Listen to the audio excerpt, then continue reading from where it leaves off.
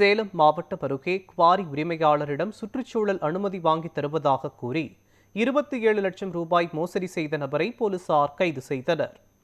ஓமலூர் அருகே பால்பாக்கியைச் சேர்ந்த உத்திரசாமி தருமபுரியில் கல்குவாரி நடத்தி வருகிறார். இவரது குவாரிக்கு சுற்றுச்சூழல் அனுமதி பெற்றுத் தருவதாக ராஜேந்திரன் என்பவர் கூறியுள்ளார். இதற்காக 27 லட்சம் ரூபாய் பெற்ற ராஜேஸ்வரன் ஓராண்டு ஆகியும் அனுமதி பெற்றுக் கொடுக்கவில்லை என கூறப்படுகிறது. இதனால் உத்திரசாமி பணத்தை ராஜேஸ்வரனிடம் திரும்பி கேட்டபோது பணத்தை கொடுக்காமல் கொலை மிரட்டல் விடுத்துள்ளார். இது குறித்த புகாரின் பேரில் ராஜேஸ்வரனை போலீசார் கைது செய்தனர். விசாரணையில் ராஜேஸ்வரன் மீது ஏற்கனவே பல்வேறு மோசடி புகார்கள் இருப்பது தெரியவந்தது. இதையடுத்து போலீசார் ராஜேஸ்வரனை ஓமலூர் நீதிமன்றத்தில் ஆஜர்படுத்தி சேலம் சிறையில் அடைத்தனர்.